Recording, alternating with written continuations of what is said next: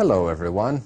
Vamos hoje estudar alguns pronomes em inglês. Não aqueles pronomes pessoais que servem como sujeito ou então que servem como objeto, mas nós vamos estudar aqueles pronomes interrogativos. What, where, when, why, which.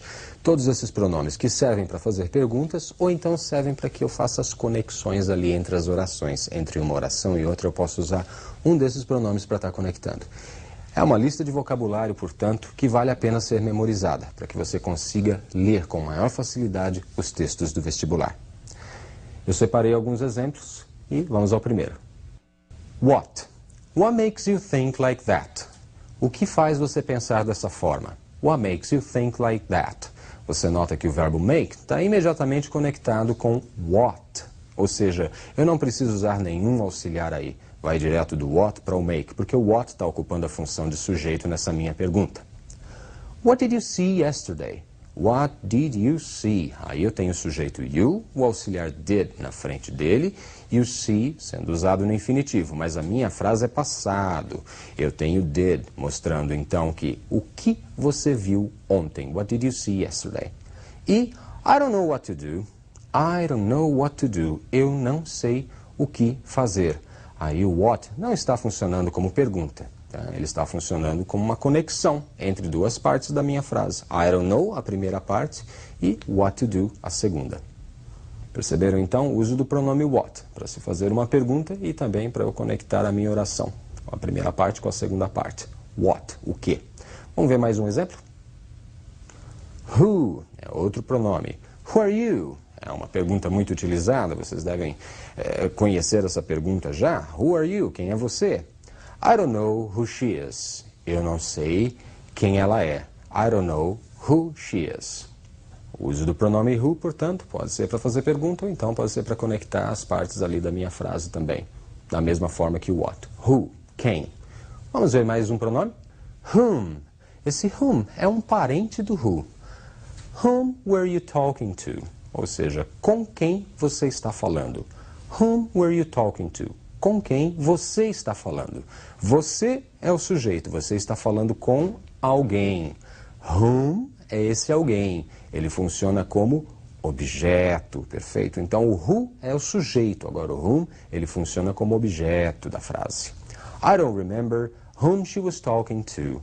Eu não me lembro com quem ela estava falando. I don't remember whom she was talking to. Então, o whom aí conectando uma frase à outra e funcionando também como objeto, objeto do verbo talking to. The man whom I was talking to is my boss. Eu posso refazer essa frase usando that. The man that I was talking to is my boss. O homem com quem eu estava falando é meu chefe. Ou ainda, eu posso refazer essa frase sem nenhum dos dois e dizer The man I was talking to is my boss. É possível, então, omitir-se o pronome relativo. Ele está sendo ali usado para estabelecer a relação entre as duas orações, entre as duas frases, e em inglês eu posso retirá-lo. Não o tempo todo, mas em alguns momentos. Cuidado quando você estiver lendo. Às vezes você sente a necessidade de um that, de um who, de um pronome relativo. Quando sentir essa necessidade, pode crer. Ele pode estar presente ali. Só que em inglês ele às vezes é omitido. Vamos ver mais um exemplo? Which movie do you want to see? Star Wars or Independence Day? Então, qual filme você quer ver? Guerra nas Estrelas ou Independence Day, o Dia da Independência? Which é qual? Ele me dá a opção, né, entre um ou outro, entre um número limitado de escolhas, entre um número limitado de opções, no caso aí Guerra nas Estrelas e Independence Day. Qual o filme que você quer ver? E the book which I'm reading is very good. Ou então usando that. The book that I am reading is very good. Ou sem usar nenhum dos dois. The book I am reading is very good. Nos três casos eu vou entender. O livro que eu estou lendo é muito bom. Então eu posso utilizar o which, o that ou o who como pronome relativo para conectar sentenças. Porém, ele pode também, por vezes, ser omitido. Então, essas omissões é que a gente tem que tomar cuidado quando estiver lendo um texto, perfeito? Mais um pronome, vamos lá. Why? Por quê? Why are you so nervous? Olha o sujeito you. Are you? Você está. Por que você está tão nervoso? I don't understand why you are so nervous. eu não compreendo, eu não entendo por que você está tão nervoso. O pronome why serve também para fazer perguntas ou para eu conectar duas partes de uma oração. Mais um pronome, olha lá. When, quando. When were you born? Né? Quando você nasceu? I don't remember when she was born. Eu não me lembro quando ela nasceu. Então, when quer dizer quando, e ele serve ali para fazer a pergunta. When were you? Que está no passado, invertendo-se o verbo e o sujeito. E na frase seguinte, I don't remember when she was born, notem que não é uma pergunta. Então, ao invés de was she, eu tenho she was. Então, cuidado também com a utilização dos pronomes, esses que nós estamos vendo, os interrogativos, porque se ele está numa pergunta, você segue a construção da pergunta, invertendo o verbo, usando o auxiliar na frente do sujeito. Agora, se ele está no meio de uma oração, fazendo uma conexão e não uma pergunta, então a gente segue a ordem afirmativa. Verbo depois do sujeito, sem o auxiliar do does ou did, quando ele não for necessário, obviamente. Vamos ver mais um exemplo? Where é outro pronome. Where is your sister? Onde está a sua irmã? I don't know where my sister is. Eu não sei onde minha irmã está. São Paulo is the city where I was born. Então, São Paulo é a cidade onde eu nasci in 1970, em 1970. Então, na pergunta, where is your sister? Eu tenho a inversão is na frente de your sister, que é o sujeito, portanto é uma pergunta.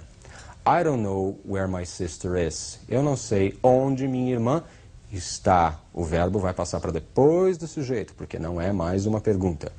E São Paulo is the city where I was born. São Paulo é a cidade onde eu nasci, in 1970, em 1970.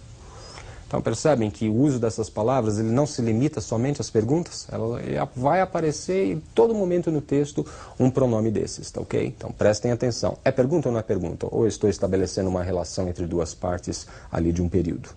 Vamos ver mais um exemplo? Whose, de quem, ou cujo, cuja. Vamos ver como funciona nas frases. Whose car is this? De quem é este carro? Whose car is this? De quem é este carro? Can you tell me whose car this is? Can you tell me whose car this is? Você pode me dizer, você pode me contar de quem é este carro? Notem ali que na pergunta eu tenho is this? Whose car is this? Invertido, não sujeito com o verbo. E nessa outra, a pergunta é a primeira parte. Can you tell me? A segunda segue na ordem afirmativa. A segunda parte segue na ordem afirmativa. Whose car this is? The teacher met the students whose grades are very low.